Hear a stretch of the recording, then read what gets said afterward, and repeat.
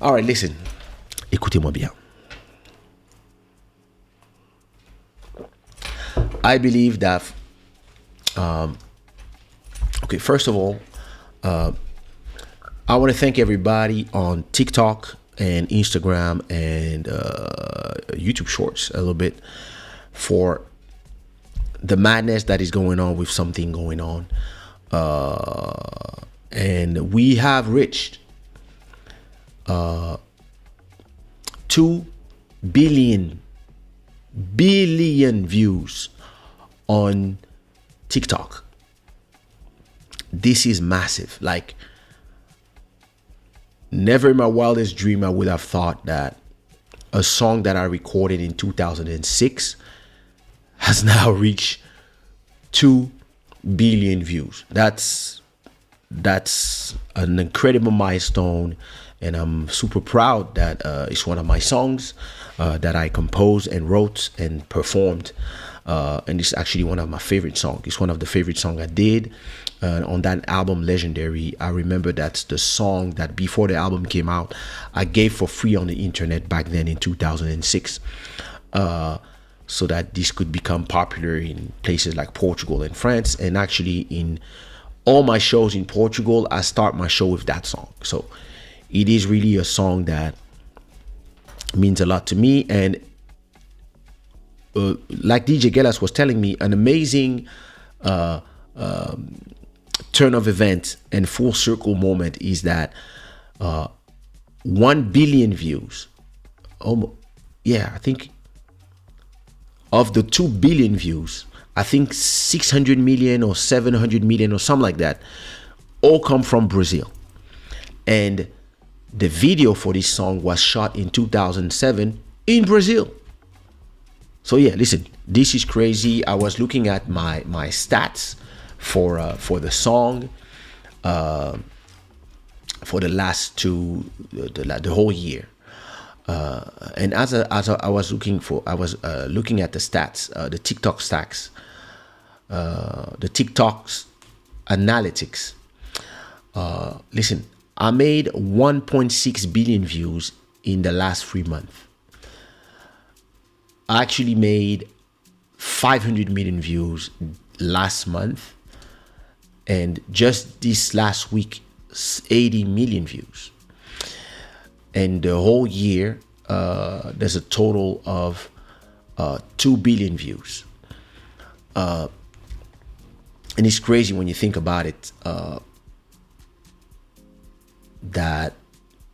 listen, views coming from France, Brazil, the US, Germany, Philippines, Netherlands, Belgium, Kazakhstan, Réunion, the UK. That's the top 10. Top 20, 11, Canada, Congo, Sweden, Switzerland, Guadeloupe, Congo Brazzaville, Thailand, Kenya, Dominican Republic, and Romania in 20. Saudi Arabia, 21st. Turkey, 22. Jamaica, 23. Gabon, 24. Portugal, 25th. And just in Portugal, you have 16 million views. And Brazil, Brazil, France, and the US, we're talking about 300, 400 million views. This is just pure madness. And listen, I couldn't be more happy than it is a testament to my strategy. I told you before that I believe that evergreen content is the way to go. You create content that stand the test of time. I listen to the music of today, and there's a lot of things that I love, but I listen to my songs from 17 years ago, like this song, and they still bang and sound better than the new stuff. And this is what evergreen content is. It's content that you can listen forever. Like a good Bob Marley song, if you put me Buffalo Soldier today, it will sound better than most reggae songs. Not only because of the emotional charge that he has to me, but because he reminds me of my childhood, but because it's an amazing song that you can play anytime, and it resonates to the youth like the old. And this is the best way to create content. You create content slowly and you keep creating, and you don't you don't try to make it quick. You actually go on a long-term strategy, and stuff like that happen all of a sudden. And from the streams, I don't have my revenue yet, but I believe that my revenue is gonna double just from that song being streamed so much that it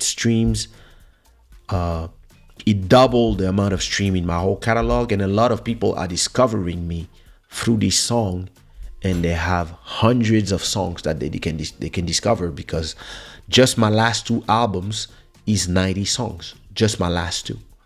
Now if you add the other 8 albums, just my original tracks, we might have 300 songs. Now if you add all the remixes, you might have, like, I don't know,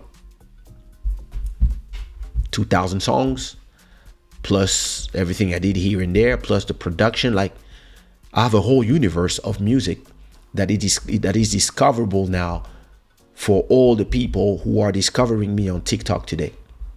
And that's the beautiful thing of just creating your content and not caring. Like, I create my songs every week, I release tracks, and I let them live their life. I do promo, of course, every week. I do promo for the things that I release, but I don't obsess in that one song. Like I used to tell the artists that would sign on my label back in the days, when you create music, don't put all your ammo in one shot or in one gun. Because if you put all your ammo in one gun, you're gonna do like pa pa pa pa pa pa pa. Put all your energy in one song, put all your money in that one video, and then after that, in 3 months, where people are like, okay, what's next? You don't have any more energy. So I used to really have this strategy when we would release tracks. I would be like, when we release a whole album, I would have the big hits, that the thing that I thought, the song that I thought was the hit, I would put it in the first 5 songs of the album. And then I would have another track that I would think this is gonna be a hit, but I'm gonna sacrifice this one. Meaning that I'm gonna put it for free on my channel, and I will put the link on Facebook, MySpace back then, etc. And Something Going On was one of these tracks, where I was like, I'm gonna just put this song for free to everybody, for all the DJ to start playing and all the fans to download it already for free instead of pirating it, to create excitation for the songs that are coming. So if I go to this album, so this is the album called Legendary. In this album, you have the bangers of that album are the songs that really were did a lot of shows were One More Night, Don't Change, and then the big hits were Question My Heart and Something Going On. Question My Heart was the one that really everybody was singing. That was really the hit of that album. But then you also have Something Going On, that was a massive track. And of course, Love de Toi in France was a big hit. On est ensemble, I did it in some shows. And then everything else is just the album. And back in the days, all you needed was one hit to sell a whole city. But I still was doing quality albums with 16 tracks. But all these songs here, that's the money time here. All these songs were really like hit songs, and then after that, I'm trying stuff, etc. And in the streaming world, I'm doing a different strategy, because in the streaming world, I just release new tracks every week. But the beautiful thing about the streaming world is what's happening with Something Going On is that you can have any song blow up. So instead of putting all your energy in one song, you just put your energy in creating a beautiful catalog of songs. And okay, so how do I survive? If my song is not a hit, how do I go do shows, etc., etc.? Well, maybe you do a hybrid career. Maybe you don't leave your job because you start making music. Maybe you keep your job and you do music on the side, so that only when you arrive to the point where your catalog is big enough and is generating enough revenue, like let's say you get paid I don't know, 1,005 per month on your job. Only when your catalog generates 2,000, you can decide if you want to be part-time at your job, or if you want to leave your job together and concentrate on your catalog. But this is why what I do is I'm going to record 4 songs every month, and I'm going to schedule everything for the next month, so that whenever I have my catalog is growing and growing and growing, it's more chances, more probabilities of a song blowing up on TikTok, on Instagram, or this or that. And listen, it can be for whatever reason. I have a song called Happy Birthday, for example. I've used it on for now it's not a song that is blowing up, but it's a song that the way I did it, I was like, listen, maybe one day when somebody will it's going to be their birthday, they're going to look for a happy birthday song, and maybe they're going to use that one. And maybe if that person is popular enough, then everybody's going to start using it for their birthday. So I used it for my son's birthday. When I post my son's birthday and my wife's birthday, I use that song. So all these are techniques that you can use, right? And then as you create content, your catalog becomes bigger and bigger, and the people who listen to you are more and more people. Once you have enough people listening to you and being fan of your content, you start generating revenue from streams. So if you make 100 per month, it's your first milestone. Then you work on the next milestone, which is 250 a month. Then the next one, which is 500. Then 1,000. Then 1,005. Then 2,000. When you have 2,000 a month, you are full-time catalog owner. A lot of people don't understand that, because it's a culture, the music industry, where everybody is trying to everybody's telling you that you have to do a hit so you can be famous, so you can sell a lot of shows, and we can make a lot of money off of you, and in 6 months everybody forget you, and we will go and exploit the next one, the next dreamer. When you own your catalog and you create a catalog of everlasting content, meaning songs on the streaming platforms, a show on YouTube, or live stream where you're playing video games if you want, or you talking about your other passion, which is cooking, for example, and you start creating content on a regular basis, you're gonna have people like you guys coming every week to the show, and you create a community around your content. So then you start generating money from YouTube, then you start generating money from iTunes, Apple Music, Spotify, Amazon, Deezer, etc., etc. And that's when you start creating a passive income from all your old catalog, your present catalog, and your future catalog. A lot of people, they are just pushing all their energy on that one song. And in the world of today, where everybody's an artist, everybody's a content creator, and everybody is competing for time, I don't know how many people are live right now. If I go on Twitch, there's probably 1 million people that are live streaming. If I go on YouTube, there's probably another 1 million people are live streaming right now. And if I go on the other platform, if I go on TikTok live, or if I go on Instagram live, Twitter live, all these other platforms, somebody is live as well. And all these platforms, all of us, we are sharing time.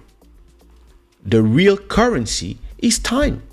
Is how many people can come to your platform and stay there. So tonight we had around 100 people already that passed by on this live. these 100 people is 100 people that there's another million, billion people that are on other channels. So the goal here is either you try to turn these 100 people into 200 people or 300 people. I know this show is watched by around 1,000 people every episode. Now, the goal is to go to 5,000 people.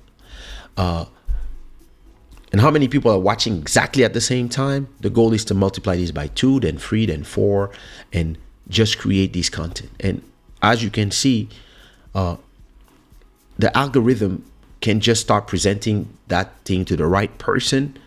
And because of that person, maybe somebody's sharing something, your show explodes out of a sudden. And then your revenue doubles, triples, multiplies by 10, etc., etc. But if you are obsessed with, oh, every episode has to be a hit, you don't realize what you're doing. I'm not obsessed for my show. Listen, even if it was just one person watching, to me, the goal is to have a library of content that is there.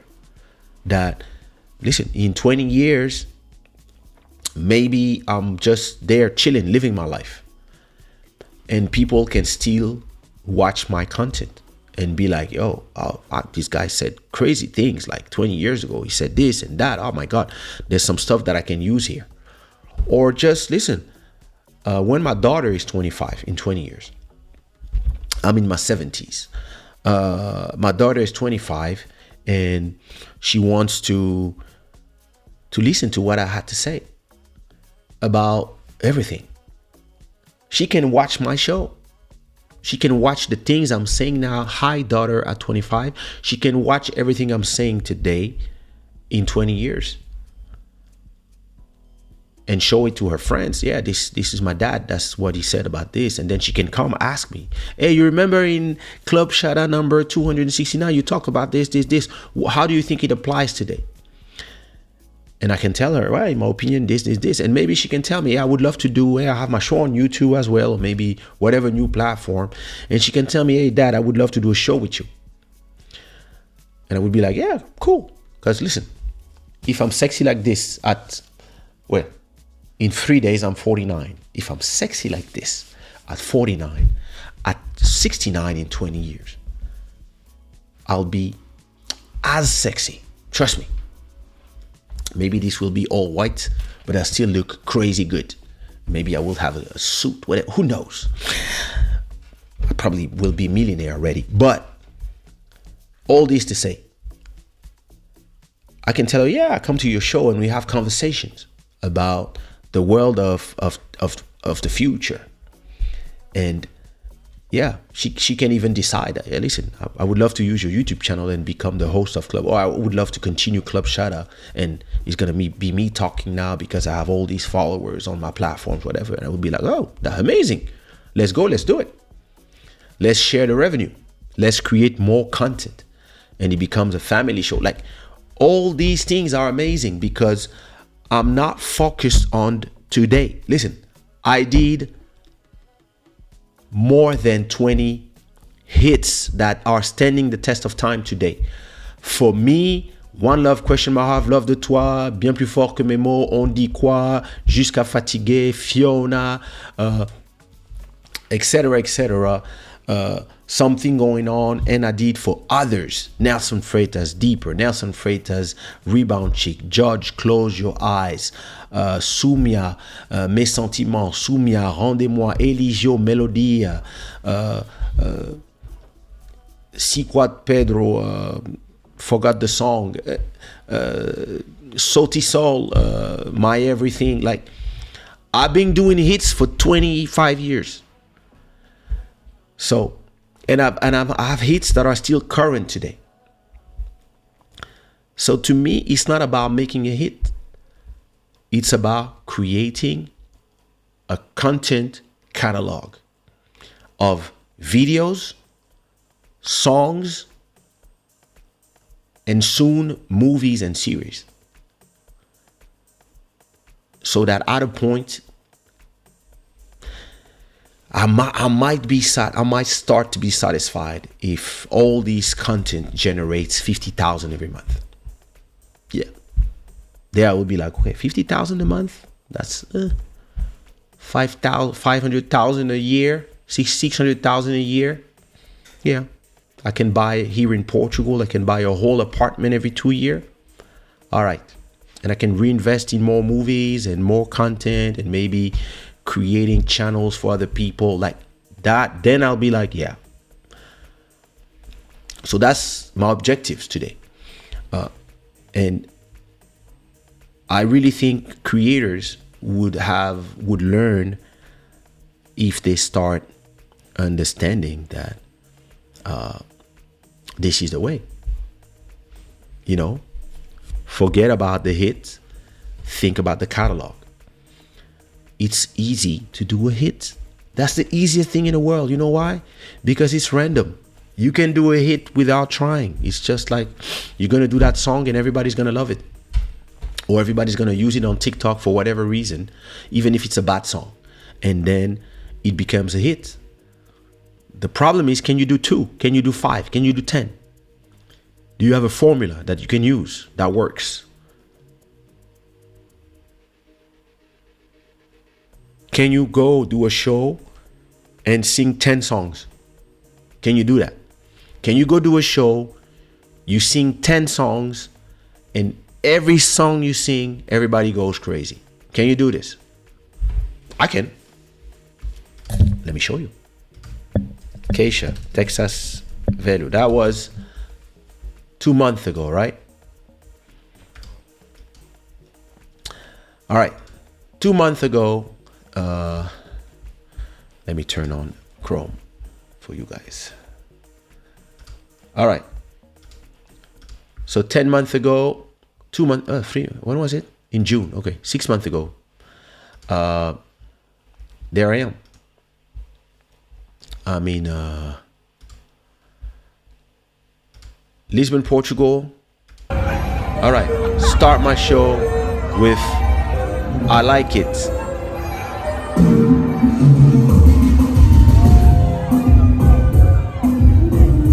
And everybody know the song.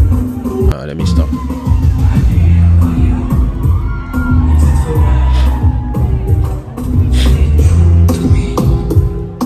Then I do another one. And then I do.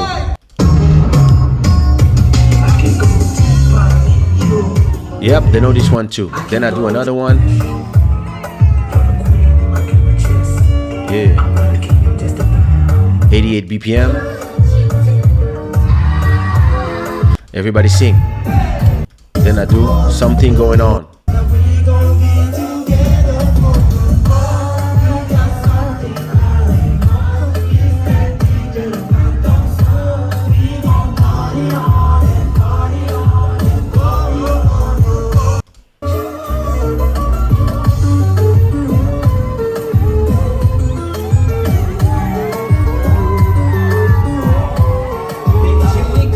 Wait. Yeah, I'm going to, have fun. And then Raquel, another hit. And then Sushi Ronson, another hit. And then Fiona.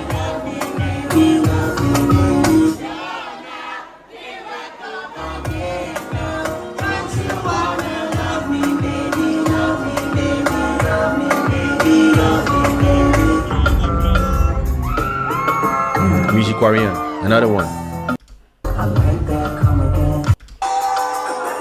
Okay, then Motema. Hey girl. You know what they say. You're in those TikToks. Everybody knows A special someone.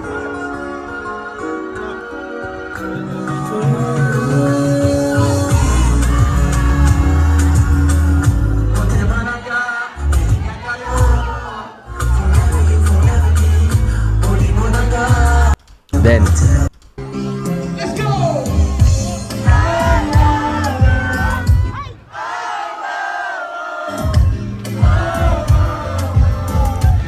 Whoa, whoa, whoa.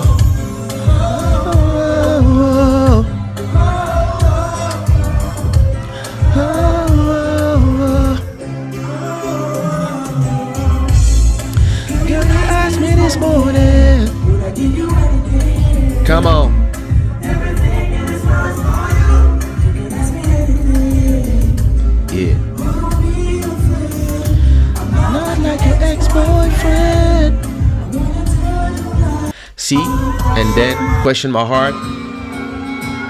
Then One Love. Wanna get older, jump up to the sky and talk to the stars about you. When I get deeper, down to the bottom of the seas and get these pearls for you, baby. 'Cause I know I'm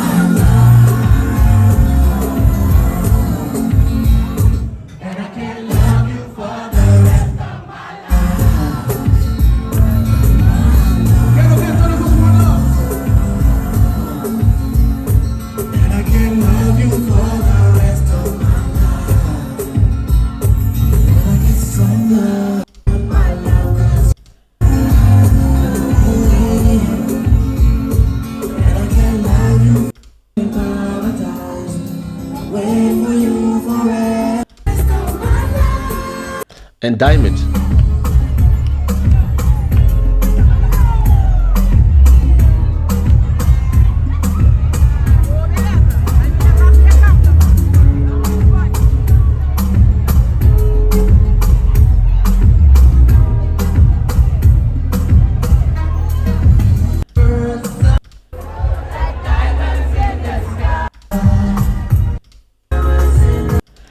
So this is a full show, non-stop, right?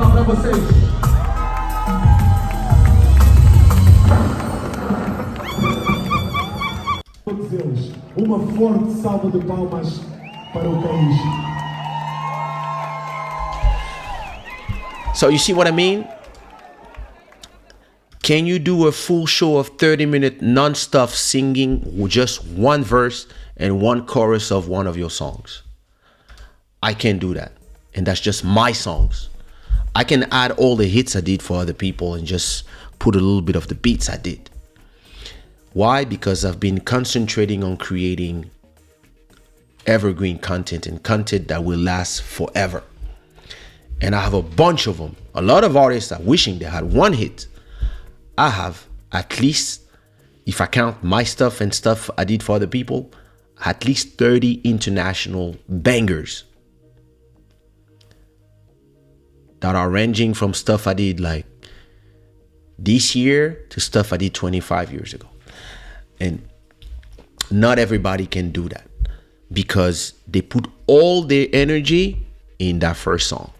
And then no more budget, no more force, no more inspiration, and you're done. I got lucky that my first song was a hit, but even if it was not a hit, I would have kept to that strategy because that's what puts you here. So now, let me talk to you about the loudspeaker. It's important. Let me look at your comments first.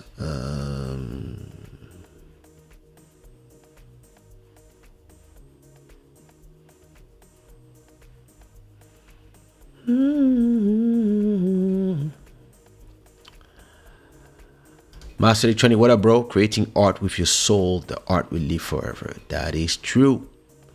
That is true. Your advice on not obsessing over one song is probably the best I have ever received. Many musicians get stuck on trying to make one song perfect or big, especially with words like viral. Yep. Look, been creating all these songs and it's my 2006 song that go viral. So it's just a testament to what I say, you know.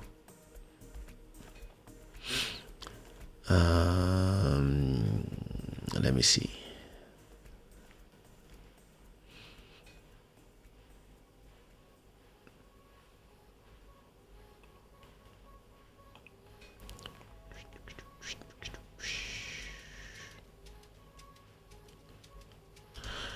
Someone only had 10 on their lives and one was Oprah. Heard he got a job. Wow.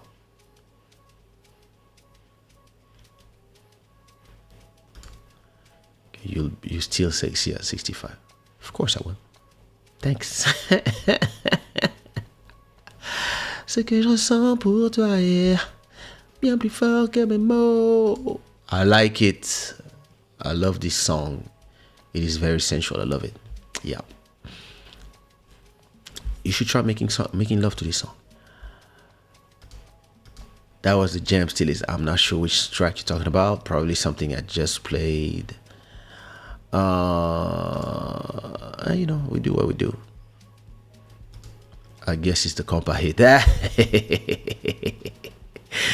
Let's talk about it. You'd likely need to find another platform for a history channel. Listen, I'm gonna use this platform that I have already to start talking about my history. Kaysha, your voice is very beautiful. It's a pleasure for me to listen to your voice. It's a gift from heaven. Thank you so much. Thank you, Miss Santi. All right, listen. Which takes me to the last thing I want to talk to you about tonight. I'm not gonna be long, but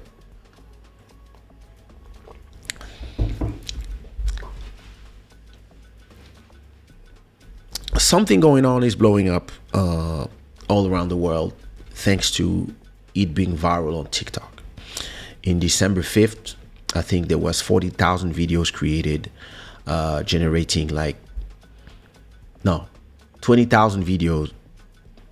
20,000 video created every day, generating 44 million views on TikTok every day. So that's a lot of people discovering my song and having my songs in their ears. So it just created a virality around everything else. People posting it on Instagram as well, people posting it everywhere. And what is very interesting to me is that, and it could be frustrating, but it's not, because I understand the way it is. I don't represent a specific country. I represent Africa and all the Africans and all the diasporas around the world. But I also love and respect the love I receive from everybody else because I'm a creator. If my songs are only played in South Korea and Japan, for example, well, I will go there and play there because this is where my business is. And if they are the one who give me my flowers, I will go and get them there. And I will try to learn their language so I can say thank you properly. And I probably will do songs in their language as well because that's the way I am. I'm a creator, but I'm also a businessman. I also understand that when opportunities open doors somewhere, you go there and you get your money. So you have to understand my point of view of where I come from. I was born in Kinshasa, Congo, and I grew up in France. At 7, I arrived in France, and I've been there until I was 39. Then I moved to Portugal 10 years ago. So the free places, and in between I lived in Ivory Coast. I had already 4 different nationalities, 4 different passports. I had Zaire passport, then Congo passport, then first Zaire passport, then Ivory Coast passport, then Congo passport, then French passport. And I'll probably go get the Portuguese one day. So I'm not somebody who's obsessed with a specific location in the world. A lot of people, they want to represent their neighborhood, their street. They want to be in the neighborhood gang, whatever. I'm a guy listen, I believe that sometimes I dream about my past lives and I see myself in China, I see myself in Egypt as an emperor or king. So I'm not very territorial like this. I'm more somebody who want to conquer. What is sad to me about most people in the world of today is that these people, thank you so much, Mountain. What is sad to me about the people today is that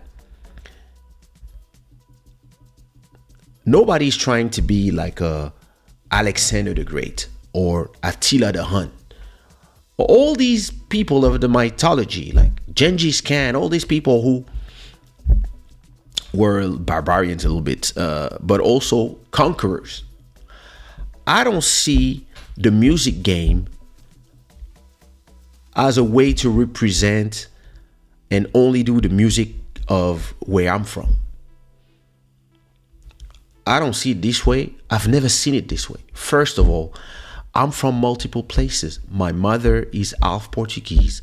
My father is Congolese. I was raised between Congo, Ivory Coast, and France. And while I was a kid, my eyes were turned to the US because I was listening to hip hop. And at the same time, at home, I was listening to European pop. And my favorite beat maker was Pete Rock. And my favorite musician was Jean-Michel Jarre. And the music I loved the most was Aha, Take On Me. So from the start, I was in so many directions at the same time. And when I do music, I do it exactly the same way. You have to understand that when I blew up from France, but my first record, Bounce Baby, exploded in Martinique. From Martinique, it blew up in Guadeloupe. From Guadeloupe, it blew up in French Guiana. And I recorded my album in French Guiana. I speak better Creole from the West Indies than Lingala from Congo, even if I understand everything. But I lived 1 year in French Guiana where I was recording my album. I was there. I was in the city. I was part of everybody that is in their late 40s in Cayenne. They know me. I spent a year there. So when I blew up in the West Indies, the French West Indies, and North South America, with Bounce Baby and Telephone. And because of that success in that summer, after that, the success came to Paris. Then I started doing a lot of shows in France and the West Indies and Guyana. All this was people from the West Indies, people from the Zouk community were the first to open the doors and their hands to me. In 99, second album. In 2003, third album, explosion of Musicarian in Angola, explosion of Ondikwa in Ivory Coast. And the fourth album, the fourth is African Bohemian, explosion of Raquel in Portugal, explosion of Fiona, that's the album before, but Fiona in Portugal, the Kizomba people, explosion of Love de Toi in France, etc., etc., etc. And only when Ondikwa, so 2004, I started my career in 98, but only in 2004, 2005, where Ondikwa becomes a global hit. The Congolese, he's ours. He's from Congo. No, he's ours. And the Ivory Coast, no, he's ours. And the people in the West Indies, no, he's ours. Nobody knew my nationality back then. And I was looking at everybody. I was like, wow. Oh, everybody want me to be their loudspeaker now? Huh. Oh, now you want to claim me? Where I don't remember nobody supporting me before when I was in the West Indies, being loved in the West Indies or loved in Cape Verde. And I love it this way. I like the fact that I'm loved everywhere. And nobody cares where I'm from because my music speaks for me. And way before the people in Nigeria were doing Zouk and calling it Afrobeat, or doing reggaeton and calling it Afrobeat, way before I was doing that. And I was calling the things by their names. When I was doing compa, I was calling it compa. When I was doing it, and when I was doing a mix of everything, I was calling it a mix of everything. But interestingly, I see that I have this pattern in my career where people want to claim me only when it works. It's just like, the group Daft Punk, when they started their career, because they sang in English and because they were doing house music, nobody was respecting them in France and nobody wanted to sign them. So what they did, they went to London and they signed to a UK label. And when their first song came out and the first album came out and it stopped blowing up, all of a sudden the French started yelling Cocorico. Oh, they're French people. And it's interesting when it's only when you have a hit that the people who were not supporting you appear all out of the woodwork. They all appear from everywhere. Oh, it's my music, hey. It's Kizomba, hey. It's compa. And it's not the first time that this happens to me. It happens to me all the time. And the last 10 years, I would say that I've been concentrating on, like I've been telling you, I've been concentrating on not making hits. I've been concentrating on creating a catalog, because I make way more money with a catalog than a hit. See it like this.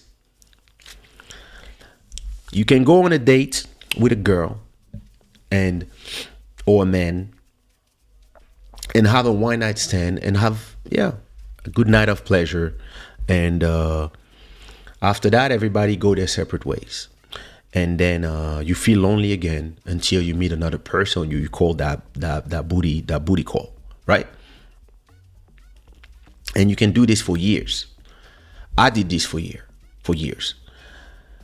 After a few years, you realize that you're not building nothing with nobody. And you realize that you feel lonely even when those girls are here at your house. I've been there. Yeah, people leave at 4 a.m., call them a taxi, they leave because you don't want to sleep with strangers or people that you see from time to time. You don't want to share that with people. And in the morning, I would feel lonely. And at a point, I started changing. I was like, okay, no more of that life. Let me settle with somebody. So I had a first relationship of 6 months. Then it didn't work. Then I had another one of 3 months. 3 years, sorry. Then I had another one of 3 years. And now I'm married with the one that I've been for almost 10 years now. And we are building something. Building a house, a home, having a home that feels full. I used to have houses that were always like kind of empty. And I liked it because people like me, we like to have our vision not cluttered by a lot of information, because it's better to be for the creative minds. But I actually kind of like having a house that is alive, having kids that are running, having a wife that is with her friends, and like having company all the time. Even if I'm still a solitary person, I'm still a lone wolf, I'll actually, listen, next house I will have my own office, or maybe I could rent an office. I'm thinking about this, to have my workspace out of the house, because I'm just tired of working from my living room and having to do my show late because I have to wait for everybody to sleep. I might start changing my whole thing to accommodate for family life. But what I mean is that when I discovered the meaning of building something with somebody, my life changed, because I started building. And it's the same thing between a quick hit and a catalog. You can do a hit and you're going to do shows for 6 months, and then people are going to call you and you're going to make some money. But at a point, it goes back down. And then let's say you were generating 3,000 every month from all your shows and the streams and the YouTube views, etc. And then after 6 months or 1 year, you start going down and you're back to square one trying to do a hit. Sorry. Now, when you work on a catalog, you arrive to this thing where actually your income is steady. So when I was making 800 from my YouTube channel every month, plus 1,000 from YouTube, I was super happy because my rent was 800, and with the 1,000, I would pay the groceries, the electricity, the cleaning lady, the this and that, and I would still have a little bit of something. And then all I needed to was to do one show, 1 or 2 shows, and I was good. But then when I started making 2,000 from YouTube plus 2,000 from iTunes, I was like, yo, that's becoming interesting. That's when I was like, oh, I can move to Portugal now. So I moved to Portugal. And now that I make way more from everything, I just can pay my whole rent from 1 month of work. And instead of just being like, yeah, I'm lazy, I'm still continuing to create those content. Back to the main subject.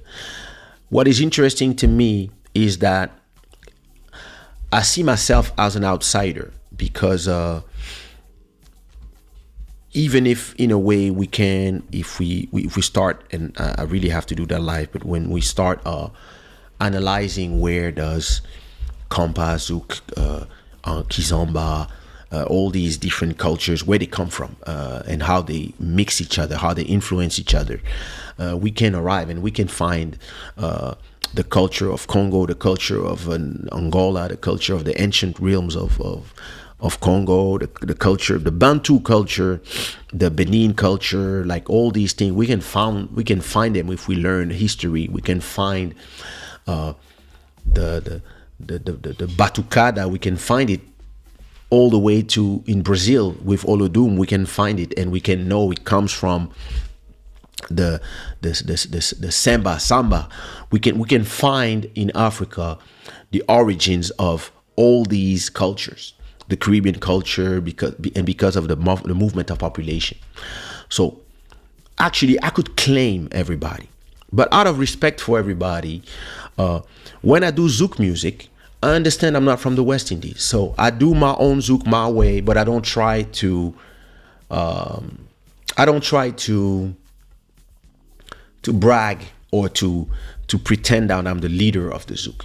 The problem was when I released Bounce Baby, I became the leader of Zouk. And I was not trying to do it. I was just trying to do my thing. But once you sell 100,000 copies and everybody's selling 50,000 copies, you become the leader because of the sell numbers. So you become, it's Kassav, then it's you. Okay. So I was kind of scared because I was like, oh, I'm sorry. I was not trying to make too much noise. I was just trying to do my thing. And then all these attention, new enemies, new competition, you're like, oh. Then when I started doing my label and I released Sumia's album, I was telling Sumia, listen, you are from Morocco, I'm from Congo. So listen, let's just do our music. It's okay. We don't need to pressure ourselves. Of course, we are going to try to sell some CDs. Listen, let's try to sell 5,000 CDs so we can make 50,000 of revenue. We only spent 5,000 to do this album. So if we sell 5,000 CDs, we're good. But then we became numb. And I was like, listen, I'm Congolese. You are from Morocco. Let's keep it humble. It's their culture. So we just here, we are guests. The problem was Sumia's album becomes the #1 selling album in 2003 of Zouk music, followed by my album. Both of them are the #1 and #2. So all of a sudden, everybody's looking at me like, oh, so you're the leader now. I'm like, no, I'm just And now all the artists are coming to get some beats, everybody, and now you become a figure in the Zouk industry. And you are influencing everybody. And I didn't know at that time, but I was already influencing Portugal, Kizomba, Compa, or a lot of the artists of around. They were like listening to what we were doing. So, and with Ondikwa exploding in Ivory Coast, same thing. I become the leader of Coupé Décalé, not because of trying to be the leader, but just in terms of sales. I was just the number one artist. Best video, best thing, best that. And we were selling CDs where a lot of the artists in Ivory Coast were not selling CDs because they didn't have the means to, and there was no internet back then where you could have all the platforms. So we were the only ones who had the manufacturing of a CD. So all the artists were having a lot of success and selling some CDs through my friend David Monceau. They were in his company, but they were not making the numbers that I was making in terms of sales and the price of the shows. So I became naturally the king of that genre as well for a certain time. And I was not trying to do it. I was just trying to just do my thing. So when I arrived in Portugal, and people call me the king of Kizomba because of One Love, because of Question My Heart, because of Something Going On, because of all these songs. I'm like, the king of what? Yeah, the king of Kizomba. I was like, I don't know what it is, but okay. Let me put this crown with the rest. But then you realize that every beat maker, every artist that you meet, they tell you that they are inspired by the way you work, by the way you do the song, by your success. Because every artist that is here in Portugal, and back then, were selling 10% of my sales, just because the French market is way bigger than the Portuguese market. And because my market was never the French market. My market was always the world. My vision has always been worldwide. So I end up becoming the leader of that music too. And I was always like, sorry, it was really not something I did on purpose. I'm just trying to just do my music and express my creativity. And because I love everybody's culture, and I love to not only share, but I also love to, I cannot, like, that's the way I am. You make me listen to salsa. If I go to Cuba or to Santo Domingo or to Colombia, and you make me listen to whatever is made where I am, I'm gonna want to do it. That's the way I am. So if I'm gonna be like, oh, this. At a point, I'm just gonna go and I'm gonna play it, and then I'm gonna try to do one. And I'm gonna, instead of trying to do one the way they do it, then I'm going to start playing my instrument from the 80s, my pop, and then I'm going to start singing in English instead of in Spanish. I'm going to add some Spanish word. Maybe I'm going to invite somebody, and it might again just become the number one song just because it's in English, and it will have an international appeal, and because I know how to market stuff, because that's the way I am. I'm a businessman. Then it will become huge, and then people will look at me being like, oh, you have the best salsa in the world, or your salsa is exploding on TikTok, and I'm going to be like, I'm sorry. So all this to say that throughout this last 25 years, I have been the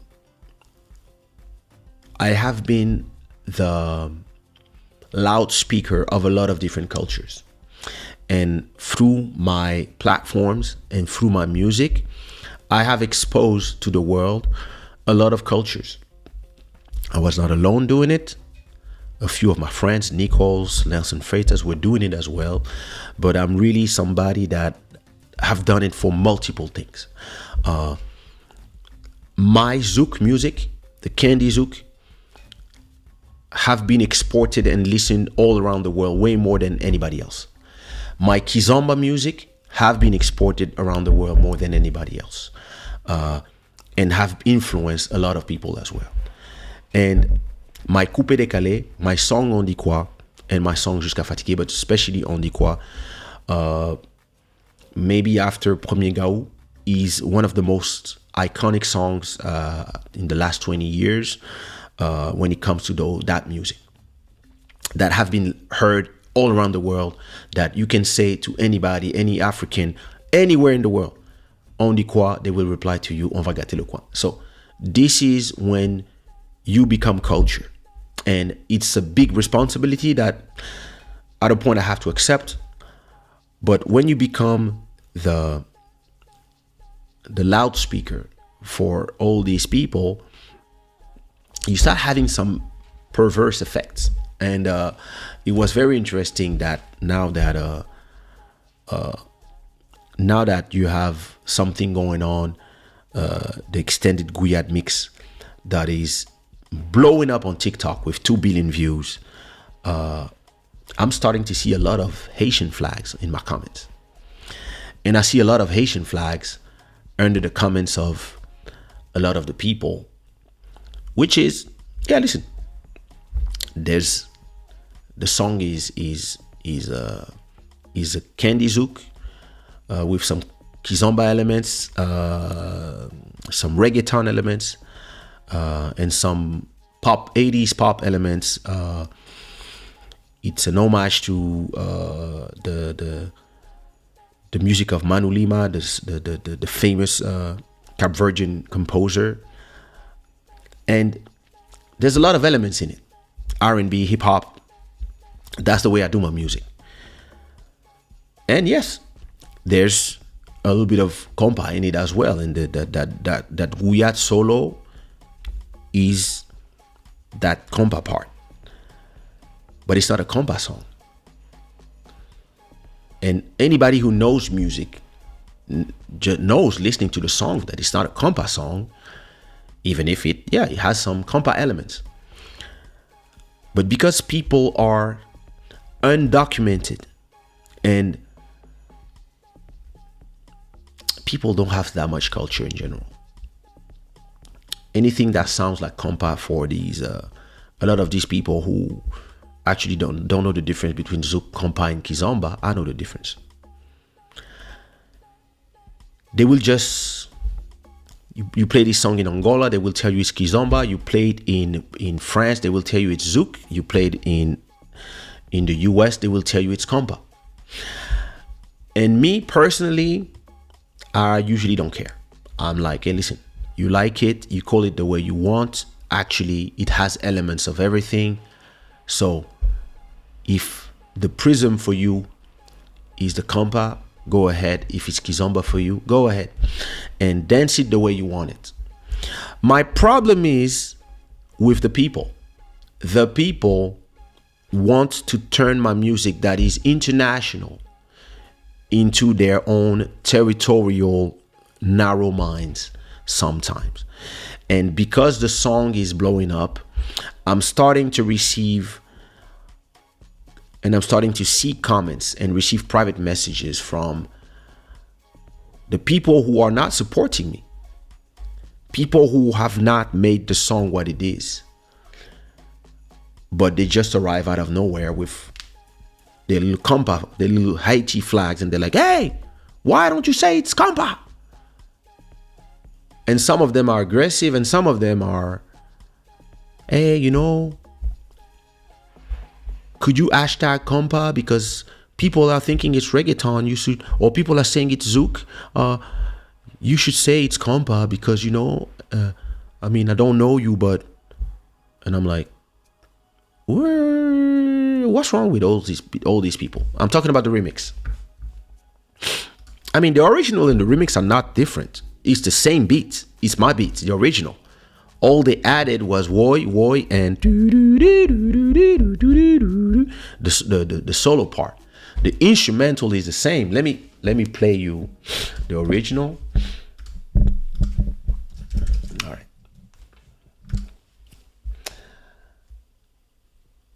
This is the remix. I mean, it's not a remix for me. It's an extended mix, but this is the new version that is super popular now. If you listen to it,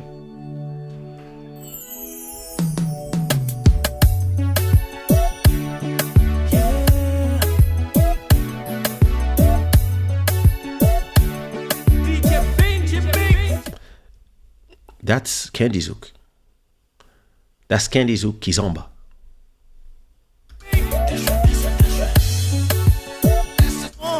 Right? That's the same song. And then at the point,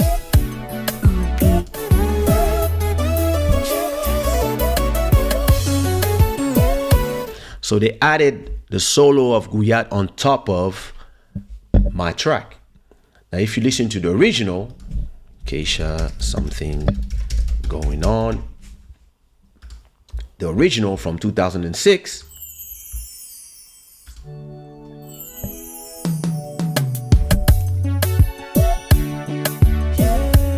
That's the same song. That's the same beat. It's not a remix. It's an extended mix. Right? It's just after the chorus. It's just the next verse. So they just extended the beat and put some, and it was a great idea. I love it because this is the one that is blowing up. So I'm not dismissing that version. I'm just saying that it's the same way as I got my song, because it's not the first time that I do this. I got my song Bien Plus Fort Que Mes Mots. So this is the original, right? Okay. So it's a compa in the style of C'est pas pour that. So, right? And now you have Bien Plus Fort Que Mes Mots extended by Saint-Clan. So same track. They added the guitar and then they added this and this.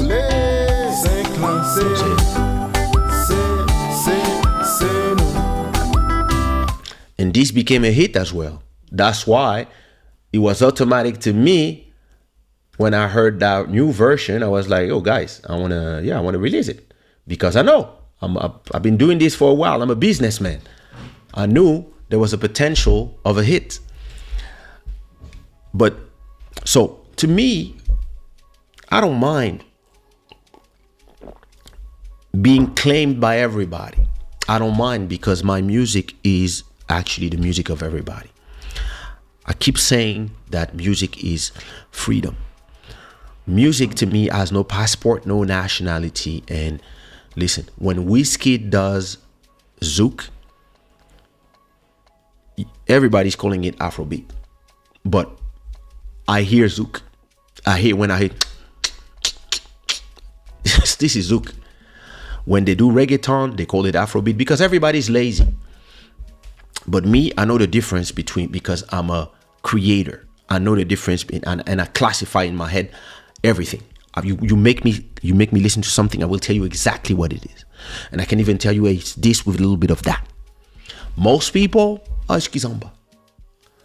But it's so good to me, I don't mind. You call it the way you want it. When I arrived in Brazil, they were calling the same song. Something going on. In France, they were saying, "Oh, it's Zouk R&B in English." In Portugal, they were saying, "Oh, it's Kizomba." In Cape Verde, they were saying it's Cabo Zouk. And in Brazil, they were saying, and look, in France, they were saying it's Zouk R&B and they were dancing Zouk on it. In Portugal and Angola, and Cape Verde, they were calling it Cabo Zouk or Kizomba, and they were dancing Passada on it. And when I went to Brazil, they were calling it Zouk. I was like, what? And they were dancing lambada on it. So if you look at the music video of something going on, let me see. Kaysha, something going on. If you look at the music video, right? The music video is shot in Brazil, in Goiânia, and everybody in there is not dancing Zouk. They're dancing lambada. See? Blah, blah, blah. girl was so beautiful. If you look at the song, see,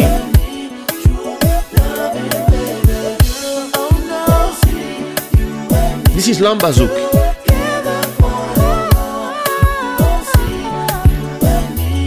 So, and to me, that's everything I love about music. The fact that music is bringing us together.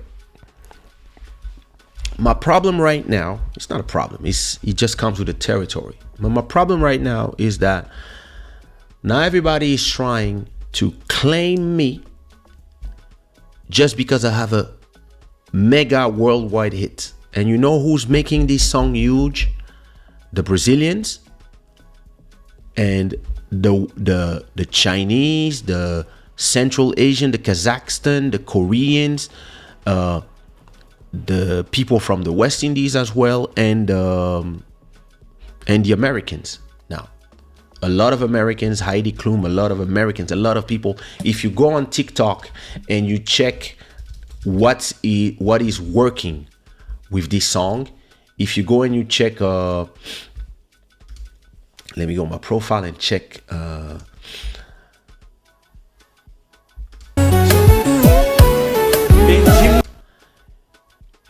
If you check all these videos, right, of people dancing on something going on, this guy is from Canada, this person is from Brazil, the people are from a lot of different places, right? And yeah, some people are Haitian, some people are from the West Indies, some people are Brazilians, some people are from Asia. And to me, that's beautiful. Look at this. I'm posting this one tomorrow. If you take, for example, let me see, this one. I think she's from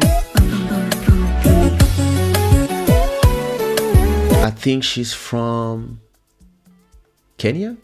I'm not sure. Sorry. I think she's from Kenya and somewhere else. I'm not sure what is this flag. But now if you take most of the popular videos, this one is from Brazil. This girl, she's also from Brazil. 2 million likes, 20,000 comments. And wait, also. Now if I go to her comment, Becca has 27 million followers. So these are the ones that are making the song popular. So when I see people coming with their flags, I'm like, yeah, listen, yeah, cool, but calm down. Look at these people. These guys are from Brazil. Peixinho, 40 million followers. They are the ones who are making our music ultra popular. So I don't understand why a lot of people who didn't make video, they come to my comments complaining about, yo, Kizomba, compa, whatever. And I'm like, get the fuck out of here. You don't come, don't do the work, and then you come piss me off because, oh, I'm gonna post this tomorrow. And you come complain about whatever. I post this today. This guy was funny. Look at his face, look at his face.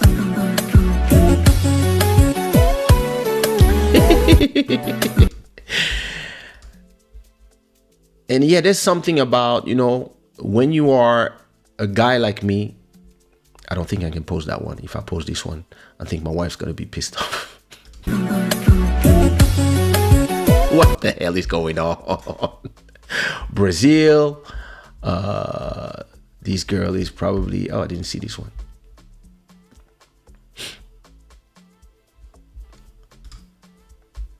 $1 million followers. Is she a singer? Oh, she's a YouTuber. Listen, when a song goes beyond, right? It goes beyond what it was intended. It just goes worldwide. Look at all these people, listen, Southeast Asia. See?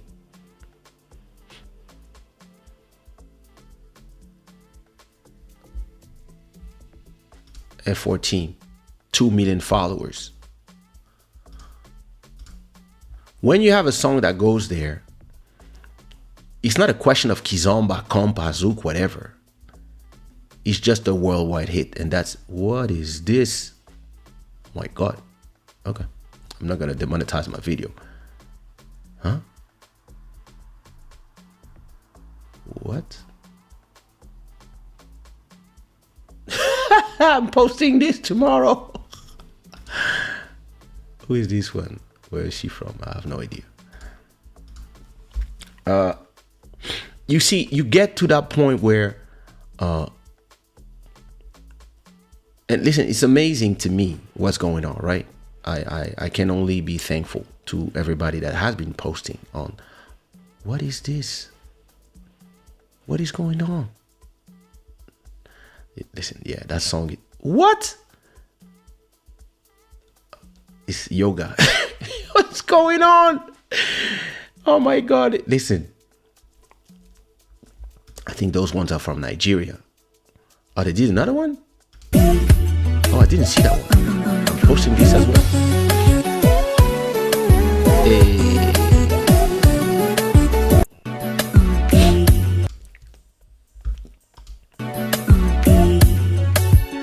Thailand.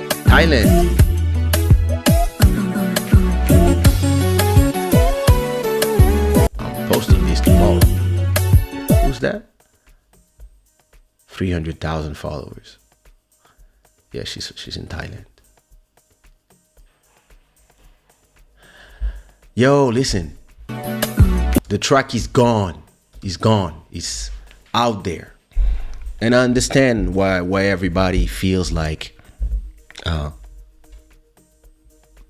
understand that the people who love Kizomba are excited that there's a Kizomba track that is blowing up around the world, and I understand that the people from Haiti are excited that a compa version of a track is exploding out there, and I understand because you have this feeling. And every time I see a lot of Haitian flags, I'm happy. I'm like, yeah, let's go. Listen, in my track Music Quarian that I released in 2003, in the chorus, I'm saying represent Haiti and other countries, because me, I represent for all of us. But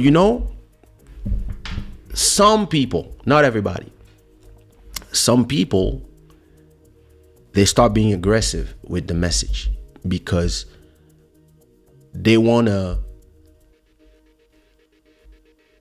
take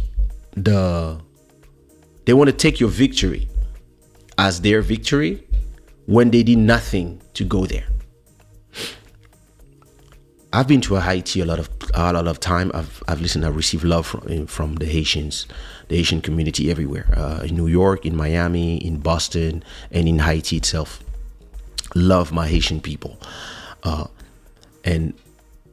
it's not a question of Haitian but it's the same thing where I post a bunch of white people dancing to my Kizomba tracks. There's always one person in the comments who comes and says, hey, why are you posting all these white people dancing to our music and they're not even dancing the right way? This is not the way you dance Kizomba. My answer to these people is always the same one. Where is your video? Because when it comes to complaining, we are number one. When it comes to supporting, we're not there. When it comes to complaining once somebody else supported, everybody arrives. And listen, it's the same exact thing I told the people from Congo. For a long time, the people from Congo were saying, this guy think he's from the West Indies. This guy's this guy that. When On Dit Quoi became a worldwide hit, everybody was like, oh, Congo, Congo, Congo. All the Congo flags were there all of a sudden. And me, I was like, where you been all this time? Where you been all this time? Why am I the loudspeaker of people only when it works? The rest of the time, I don't hear about y'all. And I'm not frustrated. I'm just stating something that is obvious to me. I'm like, hey, guys, either we in this together, but we're not in this together only when it works. Listen, Kizomba became what it is today. The worldwide phenomenon that it is today, not because of the Angolans, the Capverdians, and the Mozambicans, and the Portuguese, and the Palop people, or the Zouk people. It's because of the Russians, the Nicolette in Budapest, the Olgas from Ukraine, in Spain, and all these people that started doing festivals. The salsa people who decided to create Kizomba festivals. It doesn't mean that we didn't create the music. It doesn't mean that we didn't create something. But the people who took it to the next levels are the people who were like, oh, let's do this. Let's do festivals. Yes, some West Indian people did some festival. Yes, some Portuguese and Caverdian were there from the beginning, of course. And I will have them on this channel to talk about. We had a Tomás Rei do Kizomba, but it was in Portuguese for those who don't understand. But it's a joint effort by everybody, right? So when Kizomba goes to Ukraine, goes to Russia, goes to China, everywhere, thanks to the people out there and the people who are pushing our culture outside, we cannot start being like, no, we have to be like, yes. And teach those people, hey, don't forget where you came from. This is where we fail, because we don't teach. And then once you post a bunch of videos of Ukrainians dancing on your song in the Ukrainian way, or Brazilian dancing on your song, or you do a video. Listen, when the video for Something Going On came out with a bunch of people dancing in Lambada, you think everybody was happy? Everybody was like, what the hell is this going? What is this? What is this video? What are they dancing? They're not dancing Zouk. They're not dancing Kizomba. This guy is crazy. Everybody was saying this, and Mia was saying, yo, listen, this is the way the Brazilians dance to my music, and I want to show the world how people dance to my music on the other side of the world. That's the way I see it.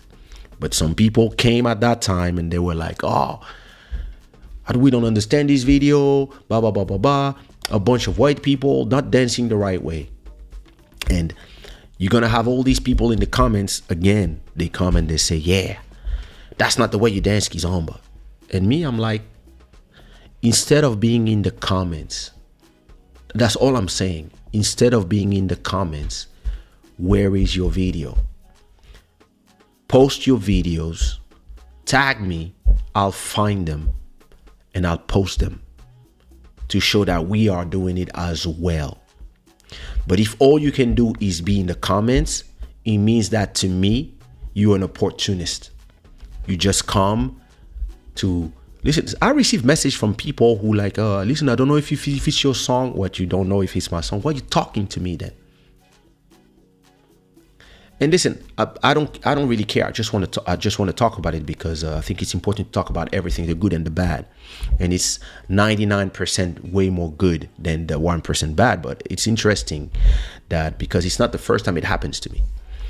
Whenever I do something that is meaningful in the culture, there's a bunch of people who want to take this and talk about themselves. And I think this is the narcissism of a lot of people.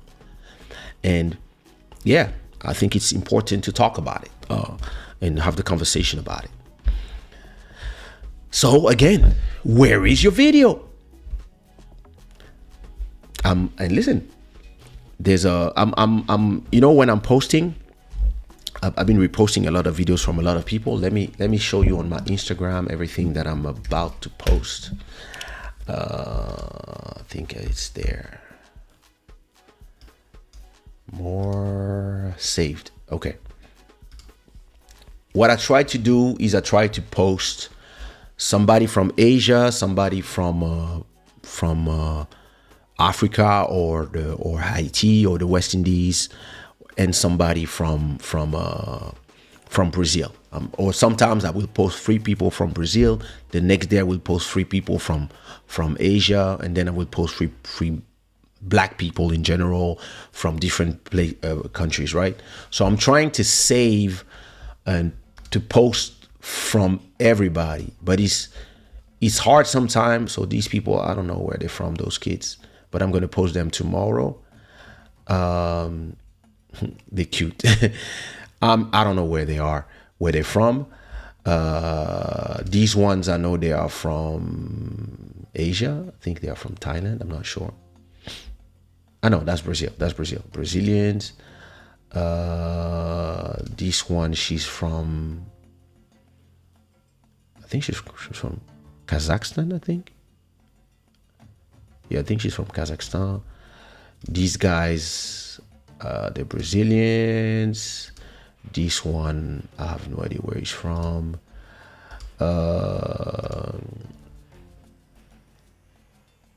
This one, I don't know where she's from. Oh, she's Brazilian. I think I'm not sure if I posted these ones already. I think those ones are Caverdians. Yeah, I think they are Caverdians, those ones. So I'm going to post those. I'm trying to post everybody from everywhere. Oh, I have to post that one. Yo, damn. She.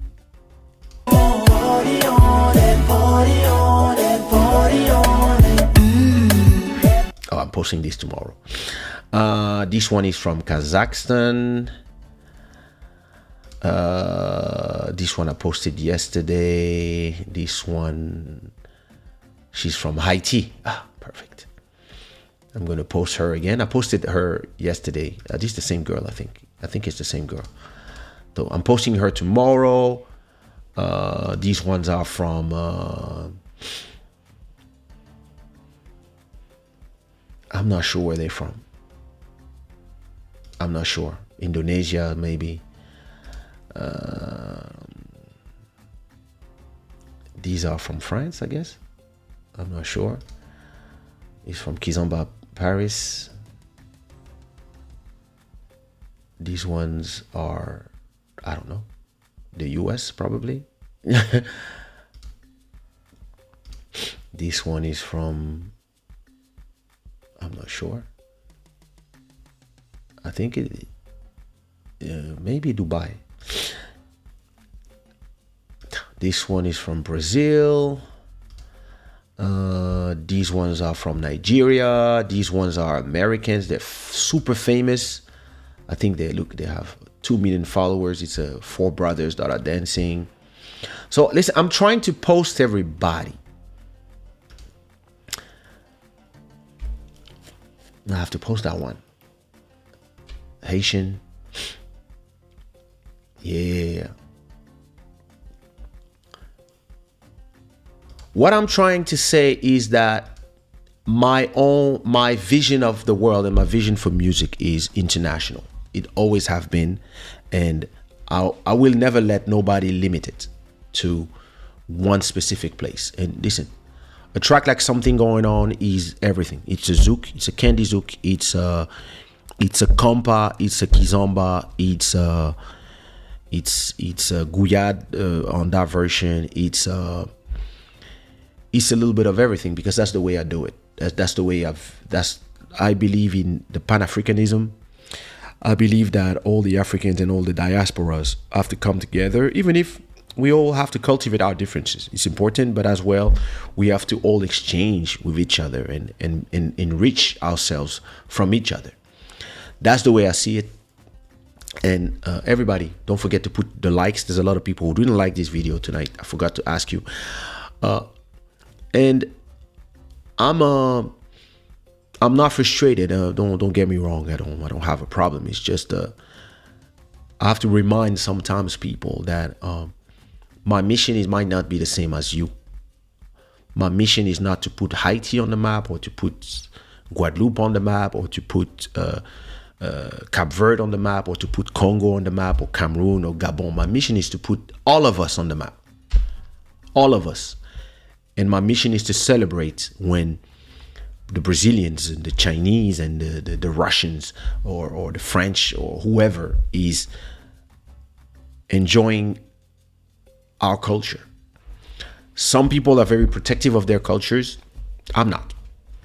I believe that music and culture is meant to be shared, and I believe in soft power. The more people are dancing to our stuff, the more people are learning about our stuff, the more people accept us.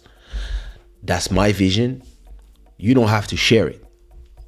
But when people come to me in my private messages and start telling me, you have to do this, or you have to say that, or you have to hashtag this, I'm like, yo, this is an episode of Club Shada where I explain everything. Peace.